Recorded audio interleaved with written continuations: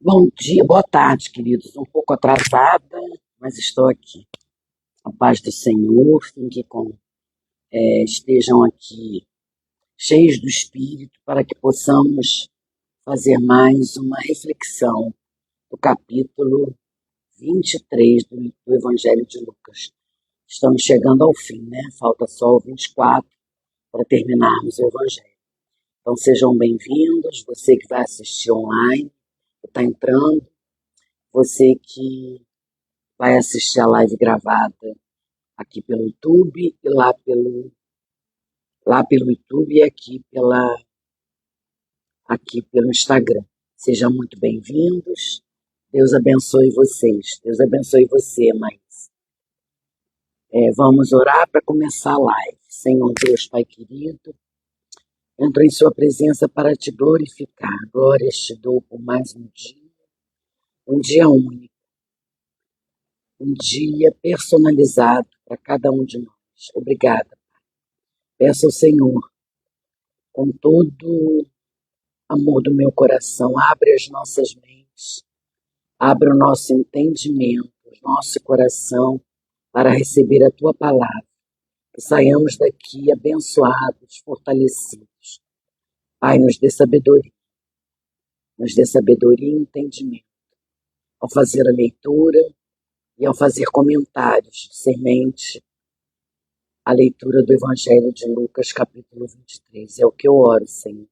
Abençoa essa live, em nome de Jesus. Amém. Amém? Então vamos começar Lucas 23. Nós terminamos ontem, no capítulo 22, com os fariseus, os religiosos, perguntando a Jesus se ele era o Filho de Deus. E Jesus, ele não disse nem que sim, nem que não. Ele disse, vocês estão dizendo, vós estáis dizendo que sim, que sou. E eles disseram, né, porque precisamos de mais testemunhas. Acabamos de ouvir dos próprios lábios dele. Eles queriam ouvir de Jesus a confissão de que ele era o Messias. E aqui Jesus não disse nem que sim, nem que não.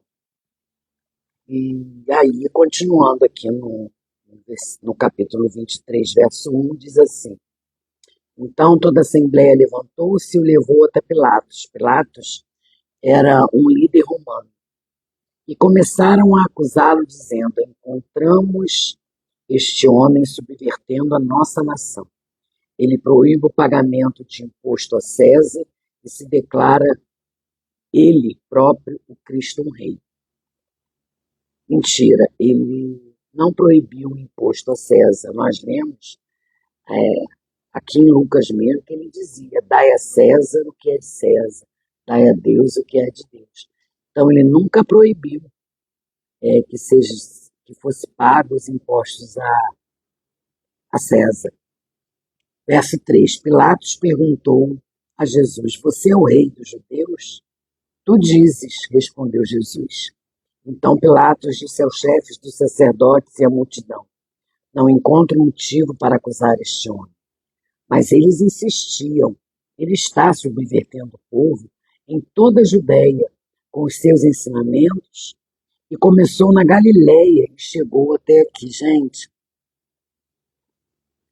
ele não estava subvertendo o povo, muito pelo contrário. Quem subvertia o povo eram os religiosos. Ouvindo isso, Pilatos perguntou se Jesus era galileu. Quando ficou sabendo que ele era da jurisdição de Herodes, enviou-o a Herodes, que também estava em Jerusalém naqueles dias. Então, assim, os líderes religiosos levam Jesus a Pilatos, o governador romano, acusando-o de blasfêmia e de incitar o povo à rebelião. Pilatos pergunta a Jesus, aqui, ó, Pilatos pergunta a Jesus se ele é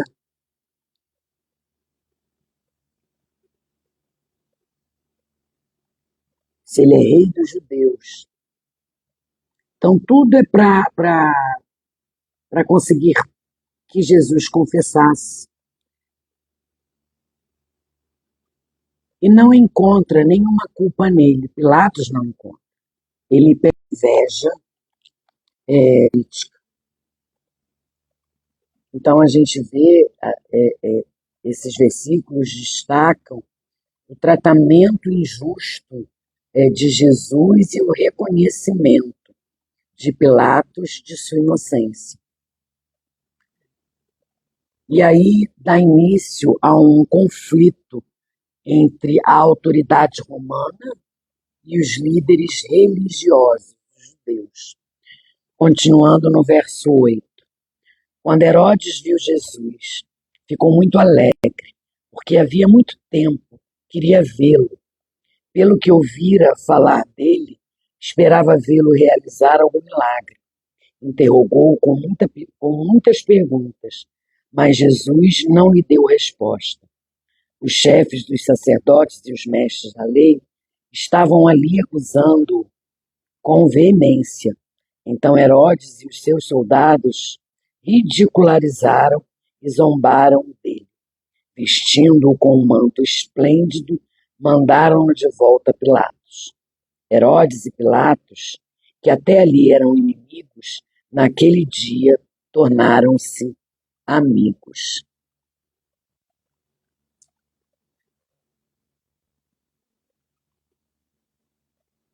Verso 13. Pilatos reuniu os chefes dos sacerdotes, as autoridades e o povo, dizendo-lhes: Vocês me trouxeram este homem como alguém que estava incitando o povo à rebelião. Eu o examinei na presença de vocês e não achei nenhuma base para acusações que fazem contra ele. Nem Herodes, pois ele o mandou de volta para nós. Como podem ver, ele nada fez que mereça a morte. Portanto, eu o castigarei e depois o soltarei. Ele era obrigado a soltar-lhes um preso durante a festa. A uma só voz eles gritaram: Acaba com ele, solta-nos Barrabás. Barrabás havia sido lançado na prisão por causa de uma insurreição na cidade e por assassinato. É impressionante, né, gente? Jesus e Barrabás. O povo resolve inocentar, pedir que soltem Barrabás.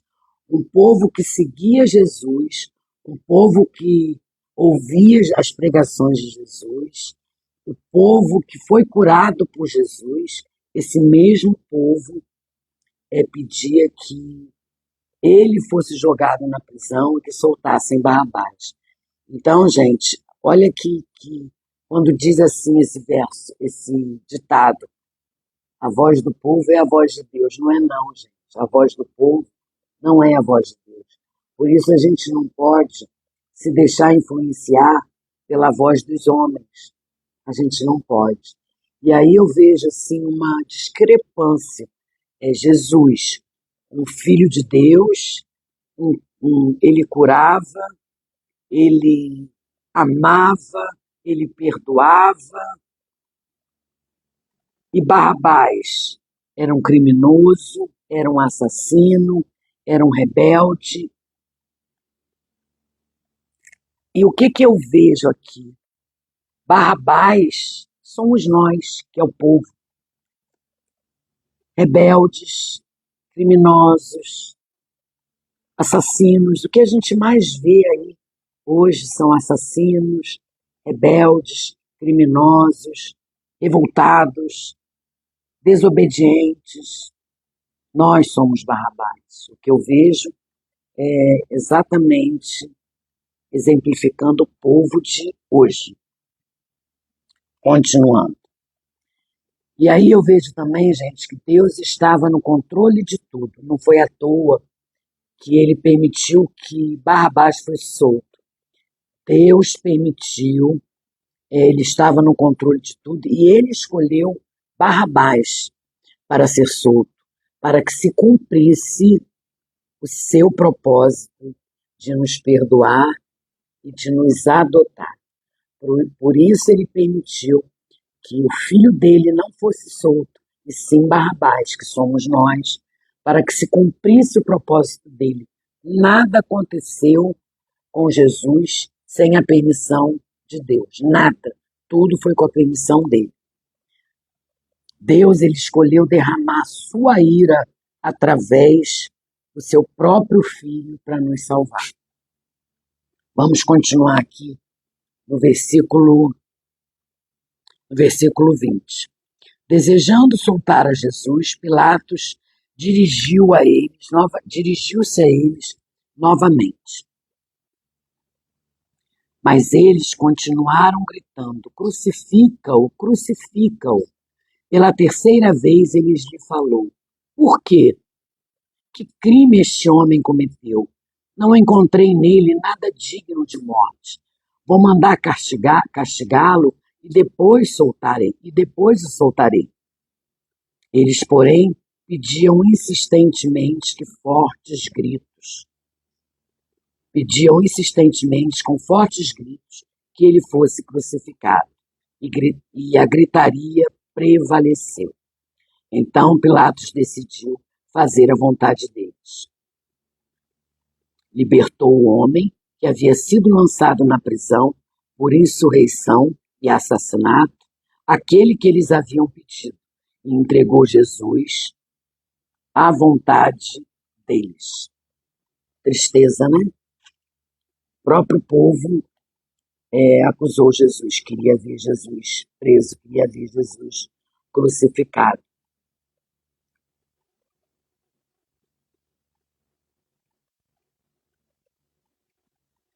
Então, o que a gente vê nesses versículos é que Jesus envia Pilatos envia Jesus a Herodes Antipas, que esperava ver Jesus e esperava ver os milagres de Jesus. Ele esperava isso. E Herodes questiona Jesus, mas Jesus permanece em silêncio. Jesus não fala nada. E aí Herodes zombra, humilha, trata Jesus muito mal. E esses versículos, eles nos mostram como Jesus foi zombado e humilhado. E Jesus suportou tudo, né? Suportou tudo durante suas provações e ressalta o seu compromisso em cumprir a vontade de Deus.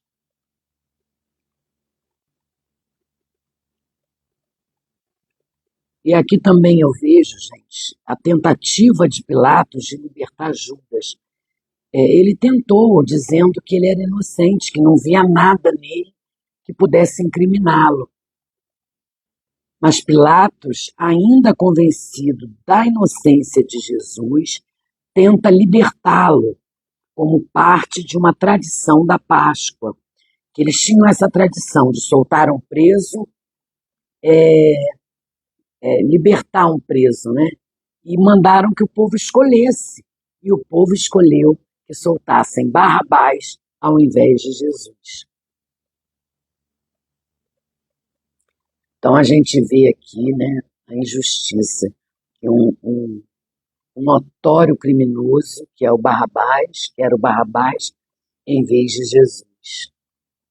E aí Pilatos ele cede às exigências da multidão.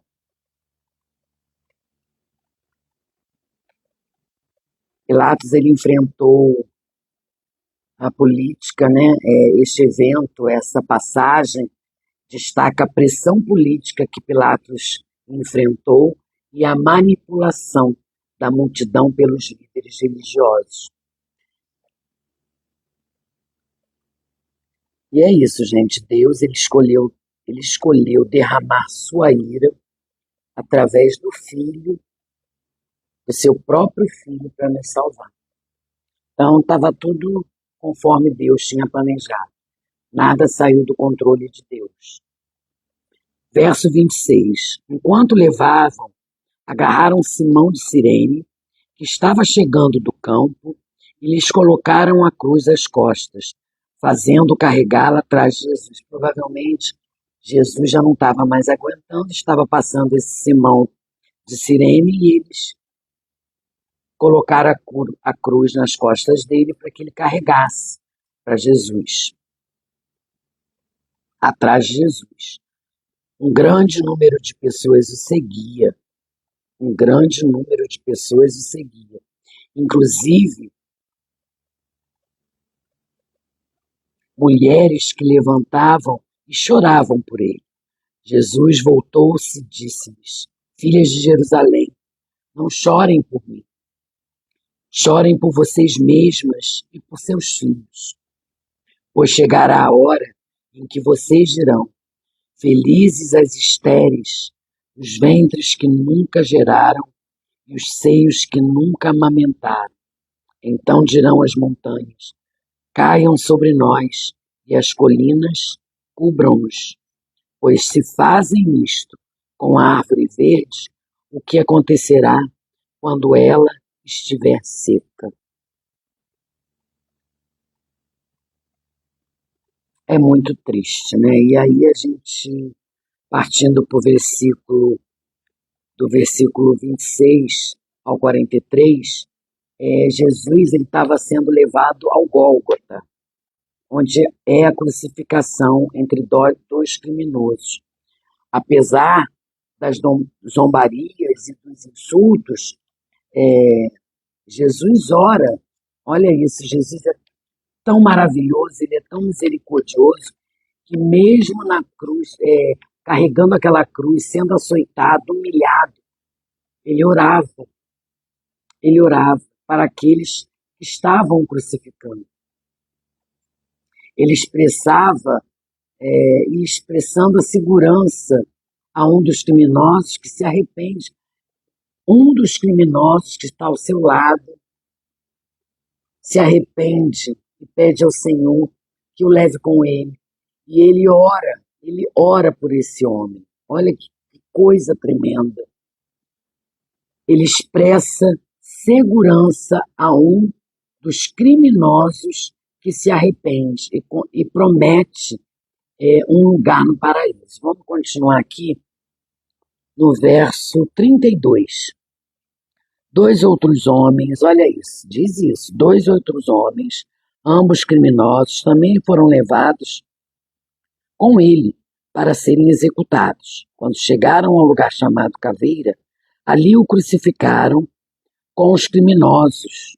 Tem Bíblia, tem versão, um lugar chamado Caveira é o Gólgota, é a mesma coisa. Cada versão dá um nome. Ali o crucificaram com os criminosos, um à sua direita e o outro à sua esquerda. Jesus disse, olha como Jesus é misericordioso, perdoa-lhes, Pai, perdoa-lhes, pois não sabem o que estão fazendo. Então, eles dividiram as roupas dele, tirando sortes. O povo ficou observando e as autoridades o ridicularizavam. Salvou os outros, diziam. Salve-se a si mesmo, se é o Cristo de Deus o escolhido. Os soldados, aproximando-se também, zombavam dele, oferecendo-lhe vinagre. Diziam, se você é o rei dos judeus, salvem-se a si mesmo. Havia uma inscrição acima dele que dizia, este é o rei dos judeus. Um dos criminosos que ali estavam, dependurados, lançaram-lhe insultos. Você não é Cristo, salve-se a si mesmo e a nós.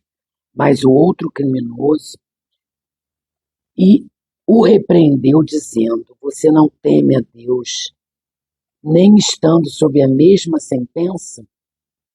Nós estamos sendo punidos com justiça, porque estamos recebendo o que os nossos atos merecem. Mas este homem não cometeu nenhum mal.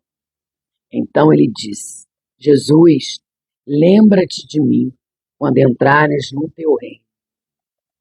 Jesus lhe respondeu: eu lhe garanto, hoje você estará comigo no paraíso. Como Jesus é misericordioso, mesmo ali sendo açoitado, sendo espancado, sendo humilhado. Imagina um cravo na sua mão, um troço desse tamanho, machucando ele ali, orando pelos que estavam crucificando ele e dizendo ao que estava do seu lado que ele estaria com ele, que ele estaria com ele no paraíso.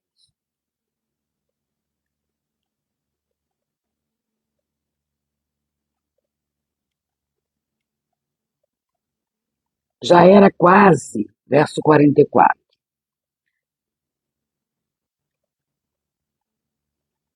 já era quase meio-dia e trevas cobriam toda a terra até as 3 horas da tarde.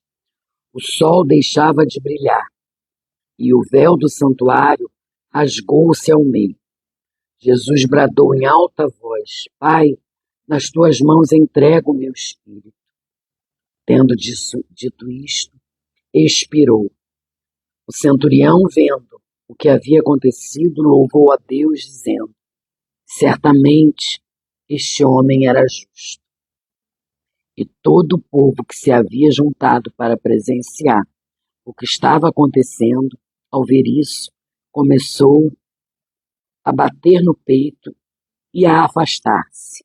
Mas todos os que o conheciam, inclusive as mulheres que o haviam seguido desde a Galiléia, ficaram de longe, observando estas coisas. E aí a gente vê as trevas cobrem a terra ao meio-dia, até as 3 horas da tarde. E o véu do templo se rasga em dois. E Jesus clama: Pai, em tuas mãos entrego o teu espírito, o meu espírito. E dá o último suspiro. A multidão e o centurião que estavam ali testemunharam estes acontecimentos e ficaram maravilhados. E aí a gente entende o profundo significado da morte de Jesus. Ela é simbolizada pelo rasgo da cortina do templo. A morte de Jesus é simbolizada pela cortina do templo, que é rasgada no meio, de cima a baixo, que significa o acesso de Deus para todos os crentes. E a resposta do centurião, que reconhece Jesus. Então, quando a cortina do templo se rasga de fora a fora, significa que Deus agora tem acesso aos crentes. Deus agora tem acesso a nós, pecadores. Ali ele colocou o seu filho para morrer por mim e por você, crucificado numa cruz, para redimir os nossos pecados, para lavar os nossos pecados, para levar os nossos pecados. Ele deu o seu próprio filho. Quando Jesus ali não permitiu, porque deram vinagre para Jesus beber, o centurião com uma vara quis dar o vinagre, Jesus não aceitou, porque o vinagre era uma forma de anestésico. E ali ele não queria ser anestesiado, ele precisava sentir toda a dor, para que se cumprisse o propósito de Deus. Ele estava levando todos os nossos pecados. A dor eram os nossos pecados, porque Deus, o Senhor era sem pecado nenhum. Ele não tinha nada, ele não tinha nada que fosse contra. Nós somos pecadores, mas ele veio como homem, desceu como homem, viveu como homem, sentiu tudo o que nós sentimos, mas em momento nenhum ele se perverteu. Em momento nenhum ele pecou. Continuando, no verso, eu já nem sei mais, gente. Vamos lá. No verso 44. Já era quase meio-dia, eu já li, desculpa, no verso 50. Havia um homem chamado José, membro do conselho, homem bom e justo, que não tinha consentido na decisão e no procedimento dos outros. Ele era da cidade de Arimateia, na Judéia, e esperava o reino de Deus. Dirigindo-se a Pilatos, pediu o corpo de Jesus. Ainda bem, né? Que José de Arimateia que sepultou Jesus na tumba que ele tinha. E aí vamos continuar aqui. Então, ele foi lá até Pilatos e pediu o corpo de Jesus. Então, porque se ele não pede, gente, Jesus ia ser jogado ali no Gólgota, porque ali ficavam, por isso era chamado caveira. Era o lugar onde havia crucificação e os crucificados, os mortos, eram jogados ali, eram enterrados ali em cova rasa, e tinha mau cheiro aquele lugar. Então, ele foi lá e pediu a Pilatos o corpo de Jesus. Então, desceu da cruz, envolveu num lençol de linho e o colocou num sepulcro cavado na rocha, no qual ninguém ainda fora colocado. Era o dia da preparação e estava para começar o sábado. As mulheres que haviam acompanhado Jesus desde a Galiléia seguiram José e viram o sepulcro e com o corpo de Jesus, e como o corpo de Jesus fora colocado nele. Em seguida, foram para casa e prepararam perfumes e especiarias aromáticas e descansaram no sábado em obediência ao mandamento. Então José de Arimateia pegou Jesus, levou lá para a tumba dele, onde ele tinha uma tumba onde ninguém tinha usado ainda. Desculpa, gente. Colocou Jesus ali, mas era sábado. Então, conforme a lei naquela época, eles não podiam fazer nada no sábado. Então, deixaram Jesus ali e foram para casa. E as mulheres estavam preparando perfumes, essências aromáticas, especiarias para levar para Jesus. E aqui, ó, eu vejo aqui, olha, José de Arimateia, membro do Sinédrio, pede permissão a Pilatos para enterrar Jesus. Ele pega o corpo de Jesus, envolve em um linho, um lençol e coloca no túmulo. As mulheres que seguiram Jesus observam o que está acontecendo, observam tudo. E observam o sepultamento e preparam os perfumes, as especiarias para levar para Jesus. Então, isso aqui mostra o respeito e o cuidado dispensado ao corpo de Jesus após a sua morte. E aí está sendo preparado o cenário para a ressurreição de Jesus, que nós vamos ler amanhã no capítulo 24. Então a gente aprendeu, né, que Jesus foi guiado pela voz da multidão, não a voz de Deus, porque eles é que levaram Jesus para a crucificação, mas com a permissão de Deus, porque Deus ele escolheu derramar sua ira sobre o próprio Filho para salvar a mim e a você. Então nada fugiu do controle do Senhor.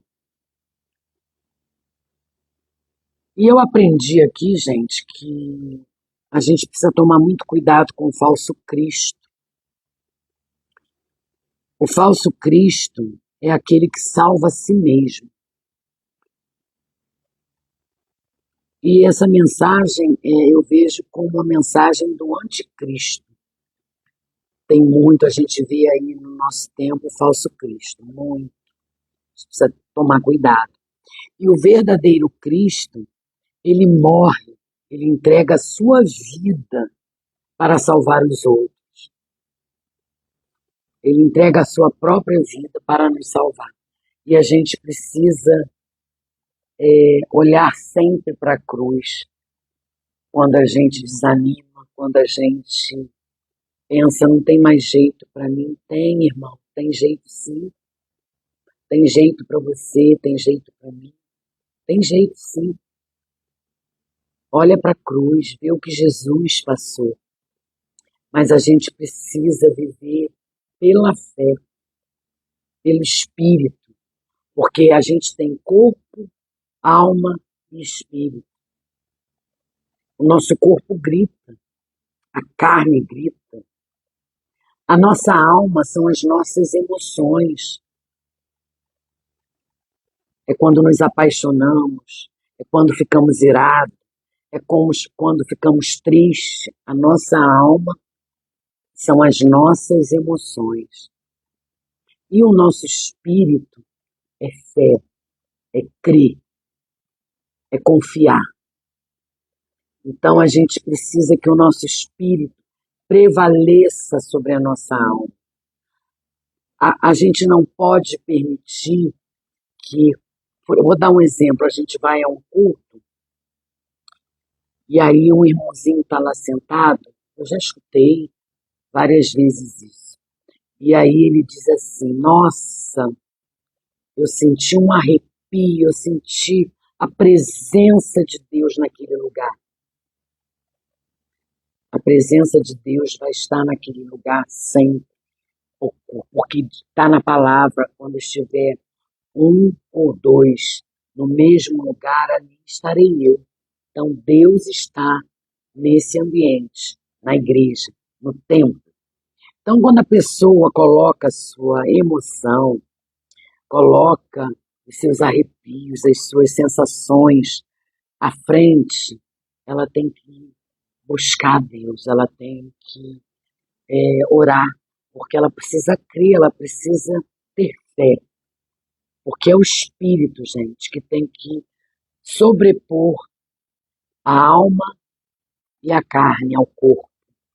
E aí essa mesma pessoa volta ao templo, é um exemplo, tá, gente? Volta ao templo e o mesmo louvor, o mesmo pregador, as mesmas coisas estão acontecendo e ela diz, hoje eu não estou sentindo nada, hoje eu não sinto esse arrepio, hoje eu não sinto essa emoção. Entende a diferença? A gente não pode deixar que nós não podemos deixar que a nossa alma nos guie, que as nossas emoções nos guiem. Eu estou aprendendo ainda, gente. É muito difícil, mas eu estou aprendendo a controlar o que a minha alma quer, o que a minha carne quer. O meu espírito tem que sobrepor a tudo isso. Então é isso que a Bíblia nos ensina. É isso que aqui nesse capítulo a gente aprende.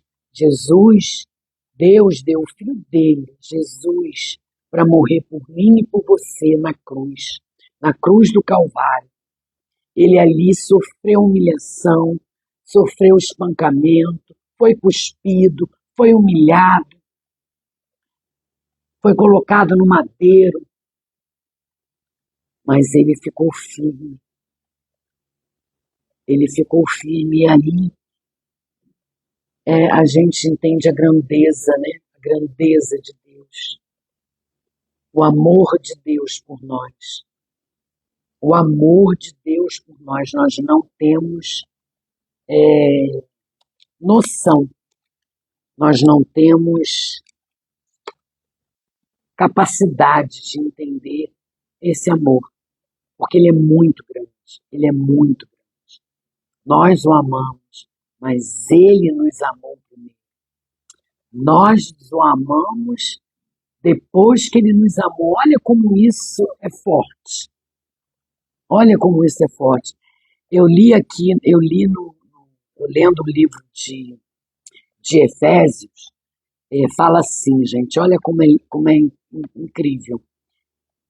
Pense sobre a largura do amor de Cristo, que alcança o solitário e não amados. Cristo demonstrou compaixão para com os desprezados. O amor de Cristo, ele alcança o pior dos pecadores. Que amor é esse? Que amor é esse? Pense sobre o cumprimento do amor de Cristo. Pense sobre o cumprimento. Nós pensamos sobre a largura. O amor de Deus é grande, é largo. Ele alcança o pior dos pecadores. Agora pensa sobre o cumprimento do amor de Cristo, que procede desde a eternidade ao elegir em amor. O amor de Cristo, ele é eterno, dura para sempre, é cumprido. O amor de Cristo é eterno, vai até a eternidade. Pense sobre a altura desse amor, a altura. Você pode gastar sua vida inteira e você vai precisar fazer isso. Pensando nesse amor. Jesus, ele diz lá em João 15, né? Que ele nos ama assim como o Pai nos amou. Não há como ir mais alto que isso, não tem como. Não tem como a gente ir mais alto. E agora pense na profundidade do amor de Cristo. A descrição do quão fundo foi o amor de Cristo em Filipenses 2, versículos 6 e 1. Depois vai lá e dá uma olhadinha na sua vida. O eterno Filho de Deus deixou a glória, foi o que aconteceu nesse capítulo. Ele deixou a glória que tinha com o Pai, desceu até as profundezas de um homem de dores. Ele desceu até as profundezas para ser igual a gente. Olha que tremendo isso. O rei se tornou servo e suportou na cruz a ira de Deus. Nós gastaremos uma eternidade para compreender este amor. E aí, gente, a gente precisa ser sensível. Precisamos responder aos atos de Jesus, aos atos de amor de Jesus. Nós precisamos ser sensível e responder aos atos de amor de Cristo. Será que nós temos feito o mesmo com Cristo? Será que pensamos, o Senhor estará sempre lá, depois vou encontrá-lo? Será? Ele pode não estar. As coisas mais preciosas na vida cristã não é saber defender a doutrina da predestinação, mas ser íntimo do amor de Cristo. Porque, olha, eu anotei aqui, lá em Cantares, capítulo 5, a noiva, diante do chamado do seu amado, em vez de responder rapidamente, ela retarda e prefere o conforto. E depois, quando ela se arrepende e vai abrir a porta, o noivo foi embora. Então é isso que ele nos adverte. Será que não temos feito isso? Será que não temos pedido a Deus, espera mais um pouquinho, Senhor, ainda não está na hora, eu ainda não estou preparada. A vida de crente é muito chata, eu ainda não estou preparada, ainda não estou pronta para largar o cigarro, eu fumo, a bebida, eu não estou pronto. Não estou pronto para largar os meus amigos. Ninguém está pedindo, Jesus nunca pediu isso. Venha como está. Venha como está. Com cigarro, com bebida, todo errado, venha como está. Deus quer fazer uma obra na tua vida. Não espera, gente. Não faz como aquela noiva lá em Cantares, que ouviu o chamado de Deus, ouviu o chamado de Jesus e pediu um tempo. Calma, calma, Jesus. Ela não respondeu logo de imediato. Ela retardou o chamado de Jesus. E aí, quando ela foi, a porta se fechou. Porque a porta é estreita, gente. A porta é estreita. Não dê suas afeições, não dê suas afeições para a TV, para os esportes, mas para Cristo. Quanto mais você provar o amor de Cristo, mais doce será a sua vida. Quanto mais a gente aprender, quanto mais a gente sentir a presença de Deus na nossa vida, o quanto Ele é cuidadoso, o quanto Ele é amoroso conosco, mais doce será a nossa vida. Passaremos por ela mais tranquilos, porque Ele diz: no mundo terão aflição. Teremos aflição, mas tem de bom ânimo. Ele está com a gente, Ele está comigo e com você. Então não se deixem distrair por essas coisas do mundo. Não se deixem distrair com coisas fúteis. Cuidem do seu espírito. Que o seu espírito prevaleça ao seu corpo e à sua alma. É isso que nos ensina a palavra de Deus. E olhemos sempre para a cruz, quando pensarmos, né, nossa vida é tão ruim. Nossa, Jesus, é isso mesmo que o Senhor está fazendo eu passar? Nossa, Jesus, que é isso? Até quando eu vou passar por tudo isso? Jesus, Ele sabe de todas as coisas. Ele sabe o que cada filho precisa passar e a dor que ele consegue suportar. E eu já falei aqui, vou falar de novo. Às vezes o processo é longo, mas é porque não está na hora ainda dele nos responder, porque ele está nos amadurecendo. Ele está nos preparando para receber a bênção. Ou então, ele vai nos dar coisa muito melhor. Porque às vezes a gente insiste tanto em alguma coisa e não é isso que Deus quer para a gente. Não é esse o objetivo do Senhor. O Senhor quer que tenhamos uma vida de paz, uma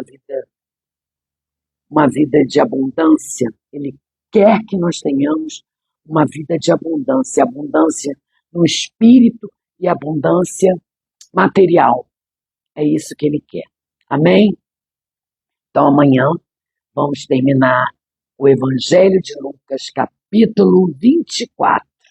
Nós vamos falar sobre a ressurreição do Senhor. Que maravilha, gente!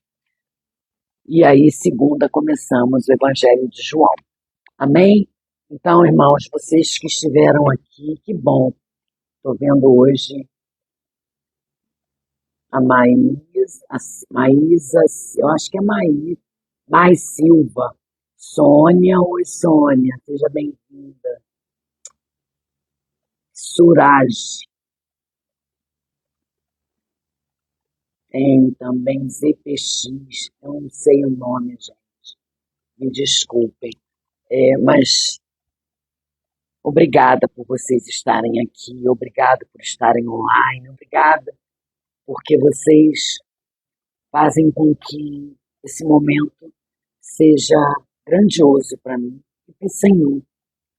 Vocês tiraram um tempinho para ouvir a palavra, para ouvir algumas meditações. Eu espero que tenha edificado a vida de vocês, como edifica a minha. Toda vez que eu leio um capítulo, um versículo, eu sou muito edificada. Obrigado, de coração. E eu peço a vocês que deem um pulinho lá no YouTube, curtam, comentem, compartilhem, se inscrevam no meu canal, para que o YouTube entenda que o conteúdo é relevante e que mantenha o canal no ar. porque nós sabemos, né, que a palavra de Deus não volta vazia, ela é viva, ela é viva. E é isso, gente. Tudo para o Senhor, tudo para Ele, por Ele, nada para mim, tá bom? E lembremos sempre que sejamos exemplo nesse mundo, que sejamos sal da terra, que sejamos luz do mundo, que as pessoas ao nos olharem vejam a presença do Senhor. Amém? Vamos orar para terminar. Senhor Deus, Pai querido, Pai amado, gratidão por mais uma live, mais um momento na Tua presença, mais um momento em que o Teu Espírito falou aos nossos corações. Obrigada, Senhor. Obrigada por nos ensinar, nos mostrar quão grande é o Teu amor. Ah, Paizinho, o Senhor deu a Sua vida por mim, pelo meu irmão.